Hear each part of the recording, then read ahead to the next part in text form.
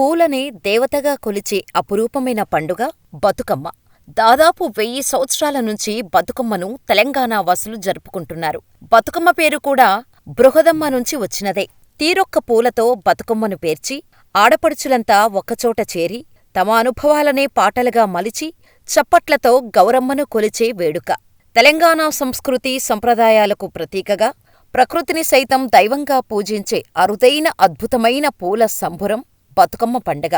9 రోజులపాటు ఆడపడుచులంతా కలిసి తీరొక్క పూలతో బతుకమ్మను పేర్చి, ఆ బతుకమ్మనే గౌరమ్మగా కొలిచే గొప్ప సంప్రదాయం. చిన్నా పెద్దా అంతా కలిసి కొత్త చీరలు కట్టుకొని, బంగారు నగలు వేసుకొని, ఎంతో అందంగా ముస్తాబై బతుకమ్మను కొలుస్తూ, పాటలు పాడుతూ, వివిధ రూపాల్లో బతుకమ్మను ఆడుతూ ఈ పండుగను జరుపుకుంటారని మనందరికీ తెలిసిందే.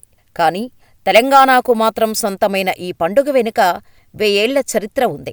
అది కూడా దక్షిణ కాశీగా పేరొందిన వేములవాడ సాక్షిగా జరిగిన ఓ ఘటనతో ఈ పండుగ మొదలైంది. అయితే పూర్వం తెలంగాణ ప్రాంతాన్ని రాష్ట్రకూట రాజులు పరిపాలించేవారు. వారి వద్ద సామంతులుగా వేములవాడ చాళుక్యులు వ్యవహరించేవారు. ఈ క్రమంలో చోళులకు, రాష్ట్రకూటులకు మధ్య యుద్ధం జరిగినప్పుడు ఈ చాళుక్యులు రాష్ట్రకూటులకే మద్దతిచ్చారు. అయితే క్రీస్తుశకం 973లో చివరి చాళుక్యరాజుగా తైలపాడు ఉన్నట్టు చరిత్ర చెబుతోంది. ప్రస్తుత తెలంగాణ ప్రాంతాన్ని తైలపాడు రాజే పరిపాలించాడు.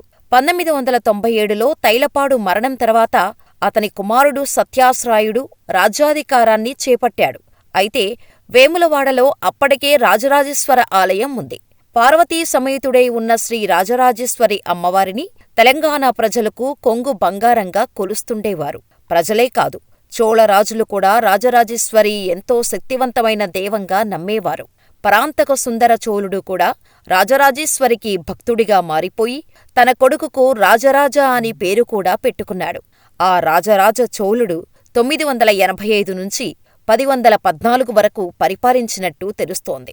ఆ రాజరాజ చోళుని కొడుకే రాజేంద్ర చోళుడు.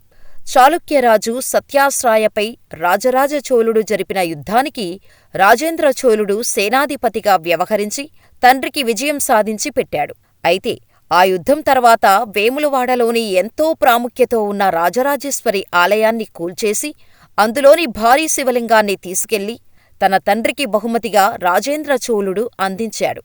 అప్పటికే రాజరాజేశ్వరికి భక్తుడైన రాజరాజ చోళుడు తన కొడుకు ఇచ్చిన భారీ శివలింగం కోసం తంజావూరులో 1006లో పెద్ద ఆలయాన్ని నిర్మించాడు.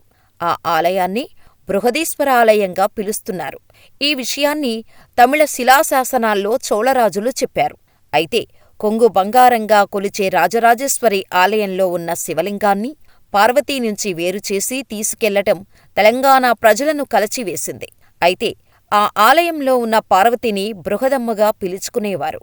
కాగా ఆ బృహదమ్మ నుంచి శివలింగాన్ని వేరుచేసినందుకు గాను తమ దుఃఖాన్ని చోళరాజులకు తెలుపుతూ మెరూపర్వతంలా పూలను పేర్చి బతుకమ్మను జరుపుకోవటం ప్రారంభించారు.